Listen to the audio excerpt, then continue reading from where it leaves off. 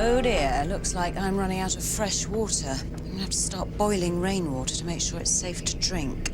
Now, what's the best way of doing that? I'll need about 5 litres per day. But I've only got 3 gas canisters left to supply the flame to heat the water. I'll have to find a way of making the most of them. Oh, I'll have to wait till later. Need it on the science line. How can I help? Stella, we've been wondering, how do people design experiments? I mean, how do they know what to measure in a test? Yeah, doesn't it get a bit confusing trying to test 3 or 4 things at the same time? How do you know one thing isn't affecting the other? Well, perhaps they just guess how things are happening and get lucky. They can't do that. Things would never get tested properly. Stella, what do you think? Bit of a brain tickler, this one. See what I can find out. Experiments can be good fun, and they can show you how different things affect each other. But what happens when you're trying to test something and you have to think up what experiments to do in the first place? It can all be a little confusing. Now, I've got to start boiling rainwater, and I need to know the most efficient way of doing it. So I've got all these things here, different size pots, pots made of different materials, some with lids, some without. Now, any one of these things could make a difference. So, which pot do I use to boil the water in? My supply of gas to heat the water is limited, so I need to make the right choice. And it could take me days to find out. Time I haven't got. I think I need Howie's help to see what's the best way to get a result.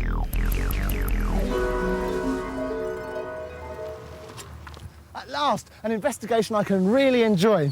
Stella's asked me to find out which of these two bikes is the fastest.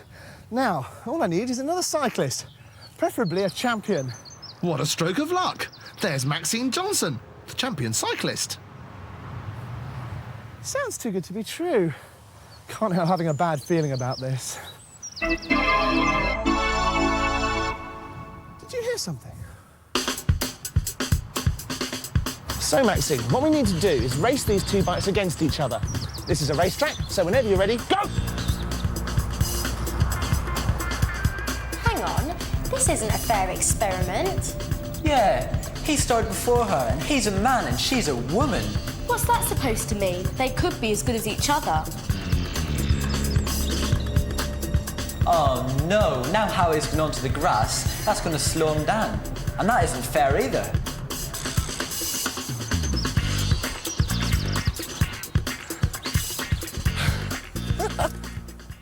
OK, that's the experiment finish, and your bike is definitely the fastest. It's just not a fair result. There's just too many variables. What do you mean?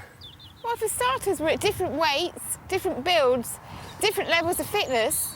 In order to make it a fair result, we really ought to eliminate as many variables as possible. So that instead of comparing everything at once, we're just comparing the performance of the 2 bikes. That's right. Come on, then.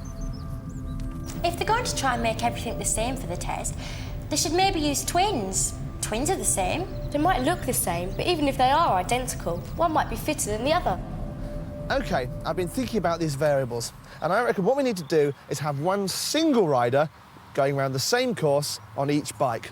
And because you're the professional, I think it should be you. Right, I'll try and go as fast as I possibly can. I'll actually keep on the circuit and I won't go onto the grass. And I'll time you each time.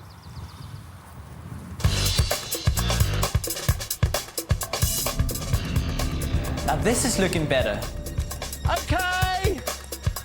Have a rest, I'll get the next bike ready. 3, 2, 1, go! This still isn't a fair test. Yeah, he's using different watches. The stopwatch would be more accurate than the wristwatch. OK, Maxine, got a result. Bike A, the mountain bike, 1 minute 47.2 seconds for the lap. And bike B, that's that bike, you took 1 3/4 minutes. So that's the same. How can that be accurate, though? Because you haven't used a stopwatch for both readings. No. Should I have done? Of course you should. All right, let's do it again. OK, Maxine, ready? 3, 2, 1, go! I think he's done it right now. Yeah. Right, Maxine, here it is. A result we can trust. We use the same rider, the same track, the same stopwatch. And Bike A, that's the mountain bike, did the circuit in 1 minute 46.4 seconds. Bike B, the racing bike, did the circuit in 1 minute 40.2 seconds. So the racing bike's faster. Well, I have to admit, it is a lot fairer this time, the result. And you know what? I reckon I'm not going to need this anymore. So, if I'm going to find the best way of making drinking water, I need to know all the different things, the variables, that might affect the result. I'm going to need some help deciding what the variables are. You got any ideas? Well, lots of different shapes and sizes of pots, so that could be a variable. And they're made of different materials. That could affect the results. How is she going to heat the water? That can make a difference. And also, how much water is she going to put into each pot? Stella, there's loads of variables. Yes, now the best way is to test only one at a time. Otherwise we'll get confused and the results won't make any sense. So, first, I'm going to see which kind of pot is the best to boil water in. I've got 3 types: earthenware, Pyrex, and metal. And this is aluminium. But if it's going to be a fair test, I need them all to be the same size. So, I've got 3 exactly the same size, and I'm going to put exactly the same amount of water in each. It doesn't matter what the volume is, as long as there is exactly the same water in each. And then finally, I'm going to put a thermometer in each so I can measure when the water reaches boiling point, 100 degrees Celsius. Now, I'll time it from when I start to heat them, and then I'll stop it when the thermometers have reached 100 degrees. And that gives me time to draw up a chart.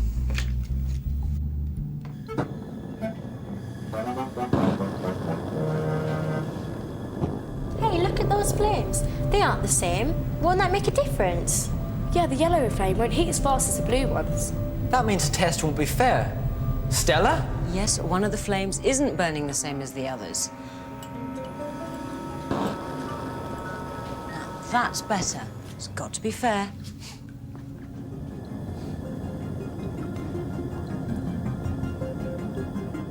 Here we are, the final figures. Now, let's see. The earthenware pot took 18 minutes to boil the water. The Pyrex, however, was faster at 17 minutes. But even faster than that was the aluminium at 14 minutes. Now, because everything else in the experiment was the same, I know I'm getting a true comparison. So, of the ones I tested, aluminium is the best. Now that can remain a constant, and I can check if there are any other ways to improve things. And that's what Howie's getting into. Excuse me.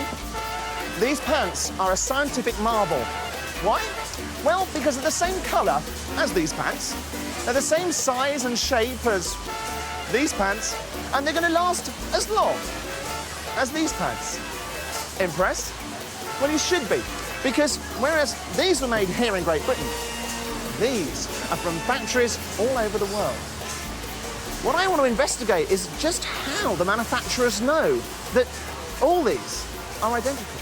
So I've come to see Catherine McCann, who's in charge of pants for a company that makes all sorts of clothes for one of Britain's biggest retailers.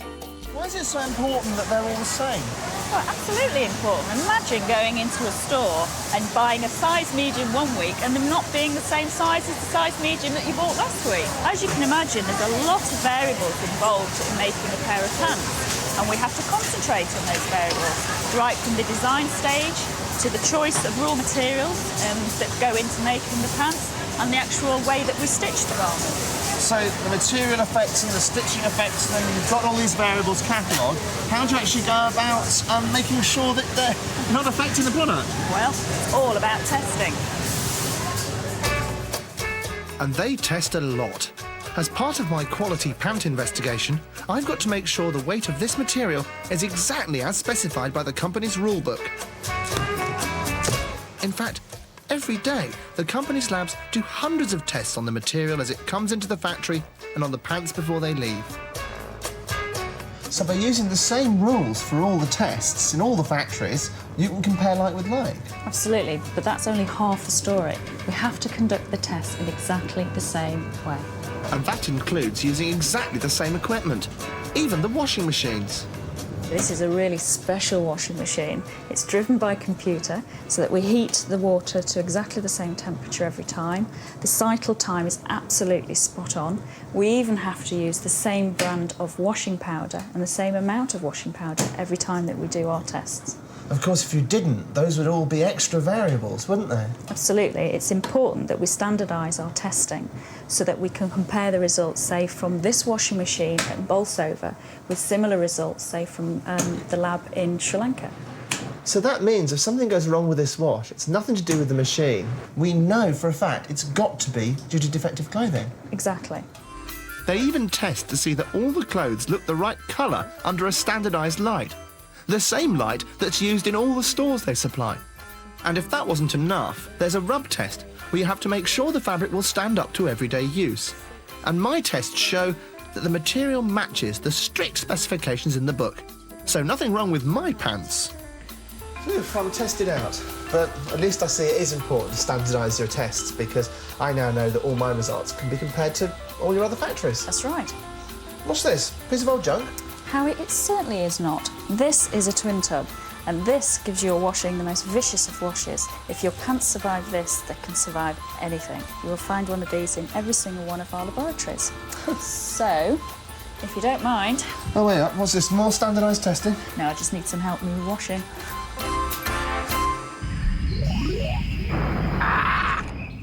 I've decided which is the best pot, but I've been wondering whether this pot with a hole in its lid will make a difference. So, how am I going to test this? Same amount of water in each pot. Heat it on the same flame. See which one boils in the shortest time. Easy. Now, the container with the lid boils 2 minutes before the one without. That must be because the one without the lid is losing heat at the top.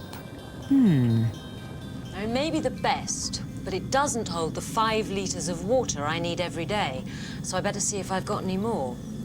I hope Howie's spotting all the different variables, because his next investigation looks dangerous.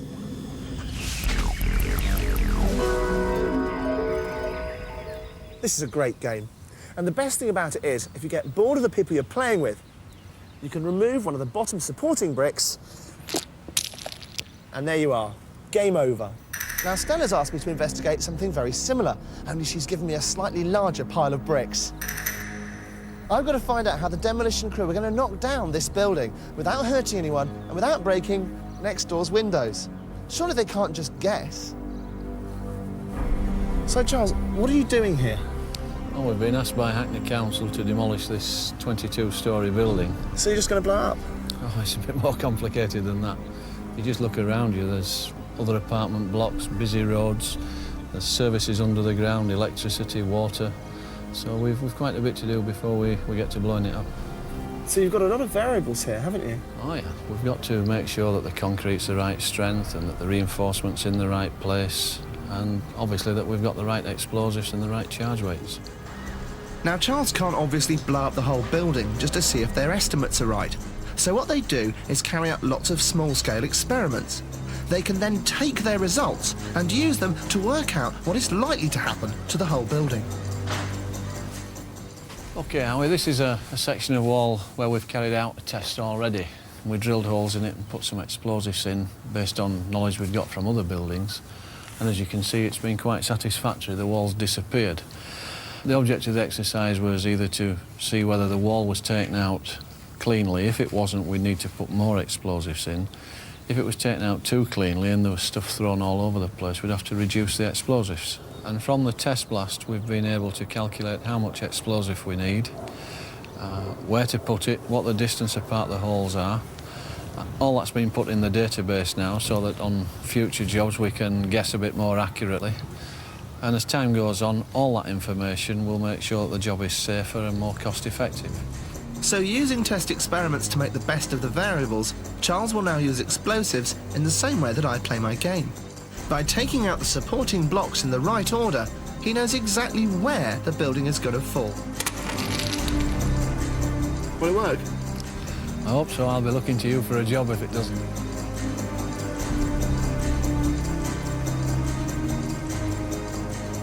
I asked if I could press the button, but Charles said that was one variable he was definitely going to do without.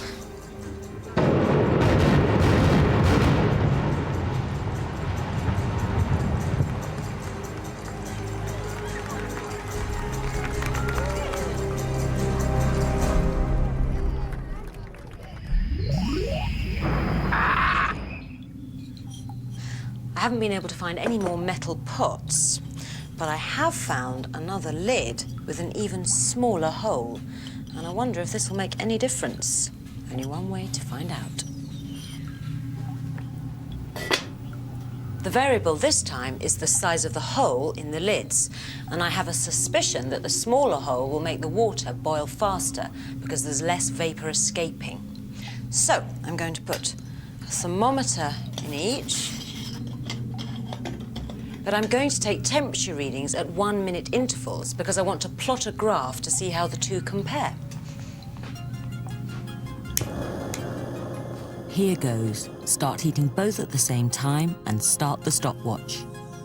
Now, to turn these results into a graph, I'm going to put time in minutes along the bottom axis, the x-axis, and the temperature in degrees Celsius up the side, the y-axis. Both beakers of water started the test at 20 degrees, so I can start the temperature scale at 20 degrees instead of 0. After 1 minute, the one with the small hole had a temperature of 28 degrees Celsius, and the one with the bigger hole, 24 degrees Celsius. So I'll continue to plot the results at 1 minute intervals. The graph shows the beaker with the small hole has a steeper line than the one with the bigger hole. That means it was faster heating the water. So, from all the experiments I've done, I can tell that these are the most efficient conditions to boil my water in.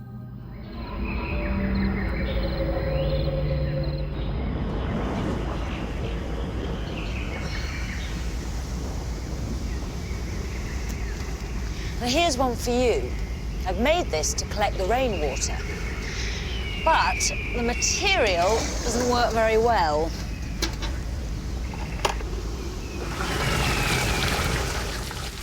It lets the water through everywhere, and I just wanted to go through the hole into the bucket. So, what's the best material to collect the rainwater in? What was that? We need to decide what the variables are. So what sort of material are we looking for? Well, waterproof. We only want the water to come out of the hole in the centre. And what about the size? Surely if it's bigger, it'll catch more rain. And it needs to be strong, so when it's wet, it can't fall apart. Well, that's enough variables for now. We need to Hang find on, out... there's that noise again.